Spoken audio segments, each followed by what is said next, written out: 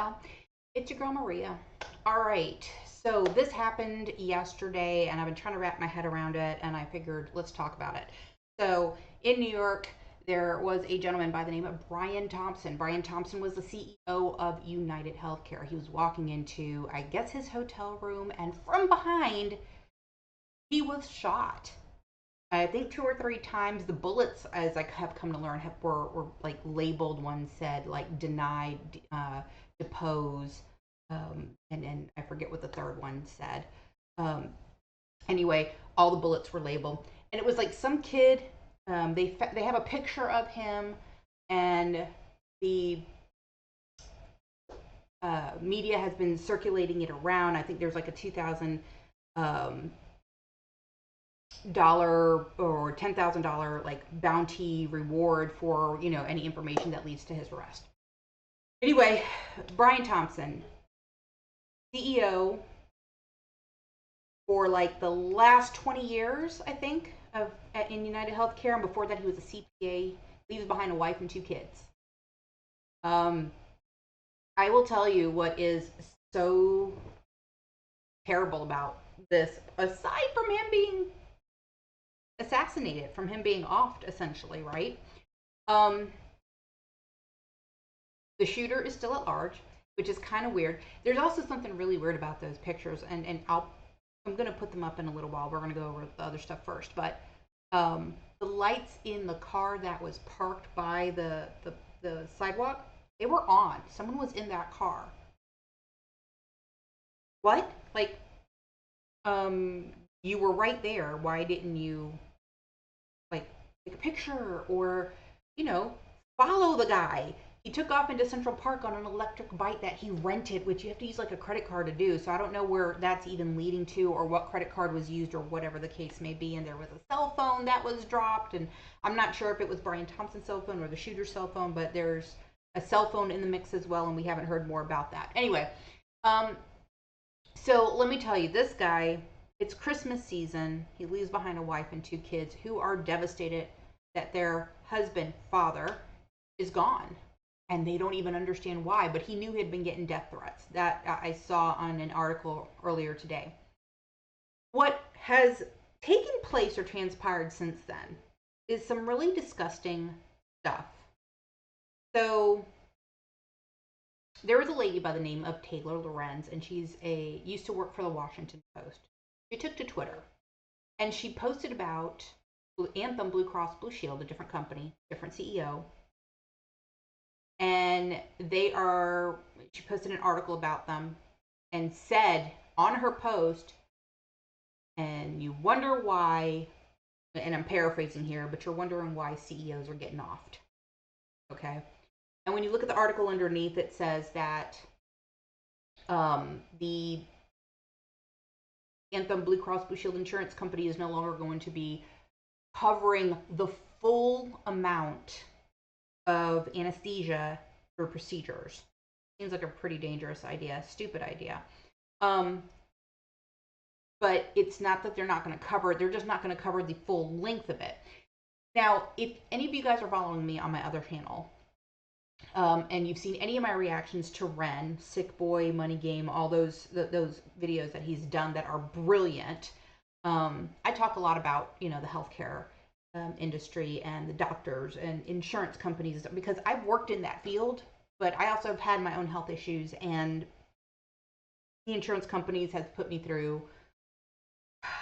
Gosh, they've put me through. Let me put it that way. Never once in my life have I ever thought we need to off the CEOs. Like, that's not going to resolve nothing. And I am no one to be judge, jury, and executioner to decide which life is more important than the next. What's sad about this is that I see both sides. On the other side, of people are like, yay, he got offed. I understand why they're like that, because they're thinking, all these thousands of people who aren't getting coverage, all these thousands of people who are being denied coverage, all these thousands of people who, for whatever reason are not getting coverage or have coverage or don't have coverage. I get that. On the other side, this is still a human being. This person is not an animal. And what was done to him was cowardly. You're a coward. You couldn't even look him in the eye when you pulled that trigger. He was faced away from you. You shot him in the back. So there's all this stuff that's going on with, you know, with this issue. And I have so many, thoughts going in my head right now. But social media, man, we have some keyboard warriors. They'll say all kinds of stuff on a keyboard, but they're not going to say anything in front of you. There were comments, and one comment in particular, and this is the comment right here. The fact that you're thinking, is it an actionable threat if we send emails to other CEOs and say you're next? Are you okay in the head? That is insane. That's insane.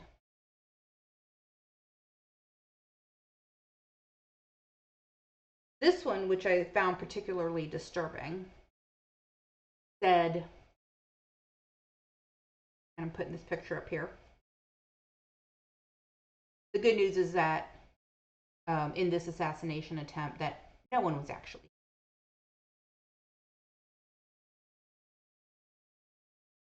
You're an ick, in my opinion.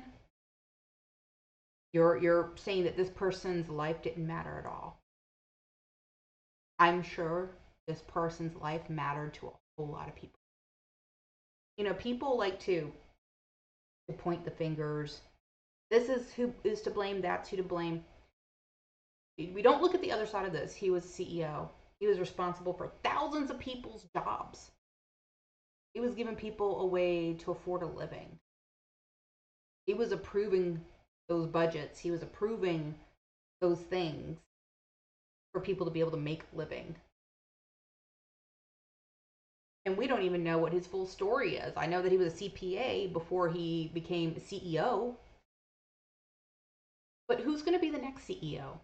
Is that someone who worked in the mailroom, started their career working in the mailroom and worked their way up? And now they get promoted to CEO? Are you going to accuse that person of being a multimillionaire and that they deserve what they got? As if they didn't work hard or start from the bottom, because a lot of people do. So it's pretty gross. Some of these posting warriors, we'll call them. And I say that with the greatest amount of sarcasm. It's the Christmas season, and there's a family now, that one less family who don't get to spend Christmas happy, joyful, or with their loved ones because of this character. Which now I want to talk about that one. Take a look at the car on the curve. The lights are on. Someone's in that car. I have so many questions about this. Number one, there were eyewitnesses that said this guy had a backpack on and had been standing around for hours. So how did he knew where this guy was staying? Number one, how did the shooter know where Brian Thompson was staying? How did he know which entrance he would use? What's the deal with the car with the lights on the curb? How did he know to go to Central Park? Is that like when I was listening to everything or reading the articles? Central Park apparently doesn't have like a whole lot of security cameras, but there's drones and stuff all the way around. So how did that's I don't know if that's open knowledge or not, but apparently it must be, because he knew to go into Central Park. But I would imagine you have to know where to go in Central Park, and it seems like he did. Additionally, Brian Thompson's not from the New York area. He's from Minnesota. He's from Minneapolis, Minnesota. So He's staying in a hotel. Who had the itinerary to know where he was going to be staying? Who were all the people who knew where he was going to be staying? And did any of those people divulge the information? And if so, who did they divulge it to? And you're going to have to follow that trail because someone knew where he was staying in New York. How did they know? And the fact that you chiseled out messages on a bullet, that's premeditated. You can't claim the insanity defense on that. So I'm at a loss here. I'd like to understand a little bit more. And I guess when this guy is caught, and I really hope he is caught, that we can get the answers that we're looking for. I don't know if that's going to be the case. What I did hear earlier today was that there was some tips that came in through the hotline, and a name was given out, and the police are following up on that name because they found that name associated with a brothel or a hostel or something like that in New York City. And I don't know what's happened. So, yeah, I think this is really sad. And my heart and my prayers go out to his family because they have nothing to do with whatever's going on.